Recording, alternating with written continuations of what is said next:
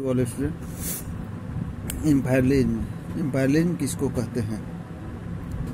If any country subjugate to another country for their political, social और economical benefit, जब एक मजबूत राष्ट्र दूसरे कमजोर राष्ट्र को अधीन करता है अपने सामाजिक, राजनीतिक और इकोनॉमिकल बेनिफिट हेतु, यानी आर्थिक लाभ हेतु, तो उस कंडीशन को हम कहते हैं साम्राज्यवाद। उसको कहते हैं साम्राज्यवाद। यूरोप में साम्राज्यवाद की शुरुआत क्यों हुई, क्यों पनपा? ड्यू टू, बुक में दिया है कि due to industrial revolution, tremendous increase in the production of goods का प्रोडक्शन बहुत अधिक मात्रा में होने लगा। जब गुड्स का प्रोडक्शन अधिक मात्रा में होने लगा तो for production of goods there was required raw material on cheap rate, सस्ते मूल्य पर रॉ मटेरियल्स की ज़रूरत थी for a large amount of production. इसके साथ फॉर द प्रोड्यूस गुड्स, उस प्रोड्यूस गुड्स के लिए a large market what is required, एक बड़े मार्केट की भी ज़रूरत थी।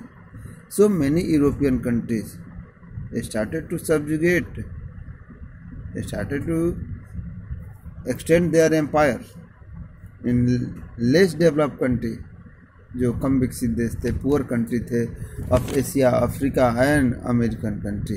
एशिया, अफ्रीका और अमेरिका के बहुत सारे देश जो थे, they were not so developed as a European country, और उन देशों पर अपना अधिकार जमाने लगे अपने इकोनॉमिकल बेनिफिट है।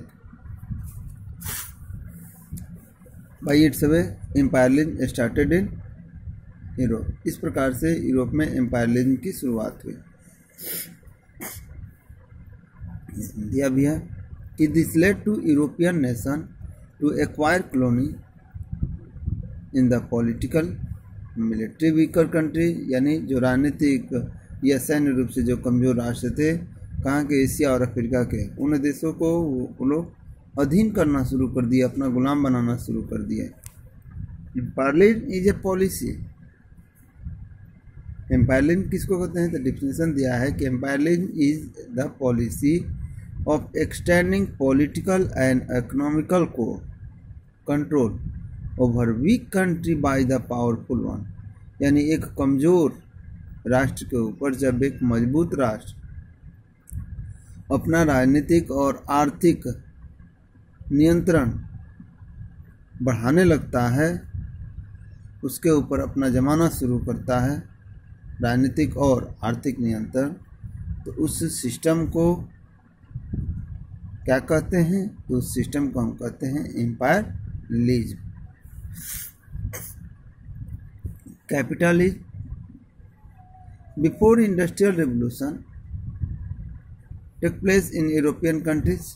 इंडस्ट्रियल रेवोल्यूशन जो था यूरोप में स्टार्टेड हुआ, and before industrial revolution in Europe there was a feudal system.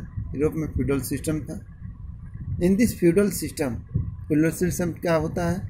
तो फ्यूडल सिस्टम जो हमारे यहाँ जमींदारी प्रथा थी, उसी को हम फ्यूडल सिस्टम कहते हैं।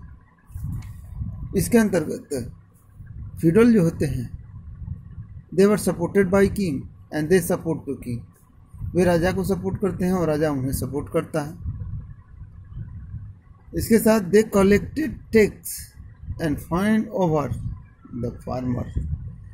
वे फार्मरों से टैक्स कलेक्ट करते थे और फार्मरों के ऊपर फाइन भी करते थे।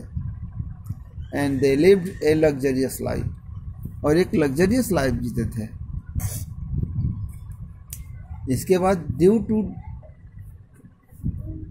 Development of industrial revolution in Europe a new class emerge. Industrial revolution के कारण यूरोप में एक नए क्लास का अभ्युदय हुआ। Due to extending of trade, business and manufacture. Manufacture के, ट्रेड के, बिजनेस के विस्तार होने के साथ साथ एक नया क्लास का इमर्ज हुआ। A new class of people arose who were owner of the factories. वह नया क्लास जो होता था वह फैक्ट्री का ऑनर होता था। And this people control the production. ये पीपल जो थे प्रोडक्शन पर कंट्रोल करते थे, and sale of their goods, और अपने गुड्स पर कंट्रोल करते थे। And other word they control capital, और पूंजी पर कंट्रोल करते थे। They came to be known as capitalist, और इन लोगों को क्या कहा गया? कैपिटलिस्ट, पूंजीपति कहा गया।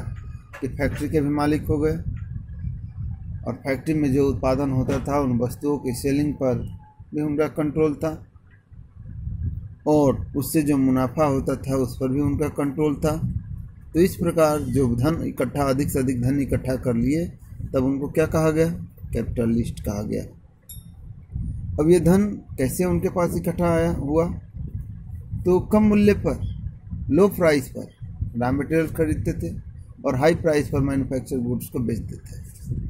Workers work in that factory, और जो काम करने वाले कामगार जो थे उन फैक्ट्रियों में काम करते थे, they paid very less salary, उन्हें बहुत कम मजदूरी देते थे। Their workers, they paid very less salary to their workers and exploited them in numerous way, विभिन्न प्रकार से उन्हें एक्सप्लॉइट करते थे।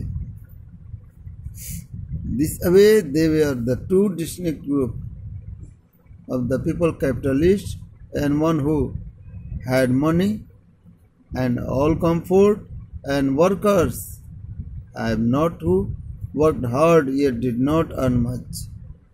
एक कैपिटलिस्ट ग्रुप इमर्ज हुआ ड्यू टू इंडस्ट्रियल रेवोल्यूशन, और दूसरा ग्रुप कौन सा? तो वर्कर्स ग्रुप इमर्ज हुआ। वर्कर्स ग्रुप के पास काम करना, उनके पास हैंड होता था, काम करने का जरिया था, उनके पास पूंजी नहीं होती थी। और कैपिटलिस्ट के पास क्या होती थी?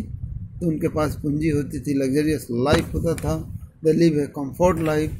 वर्कर्स जो थे हार्ड लाइफ जीते थे, उनके पास पूंजी नहीं होती थी, कैपिटलिस्ट के पास पूंजी होती थी।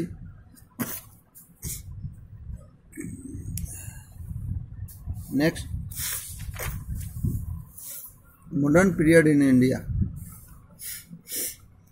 भारत में मॉडर्न पीरियड, इसमें भी देख ले जा। Following the industrial revolution, England's industrial production increase at the unprecedented scale within a very short span of time. यानी due to industrial revolution England में वस्तुओं का उत्पादन जो था बहुत तेजी से बढ़ गया।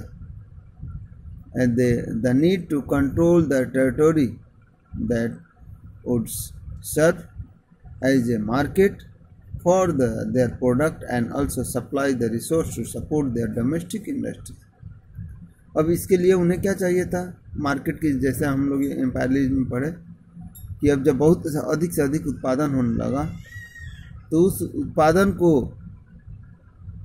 दूसरी जगह पर सरप्लस प्रोडक्शन जो था, सरप्लस प्रोडक्शन से सप्लाई के लिए उन्हें न्यू मार्केट की ज़रूरत थी, जहाँ पर उनकी वस्तुओं को लोग खरीद सकें और जो डोमेस्टिक इंडस्ट्री थी उनको सपोर्ट मिल सके कि उनकी वस्तुओं का जो प्रोडक्शन है सेलिंग हो रहा है।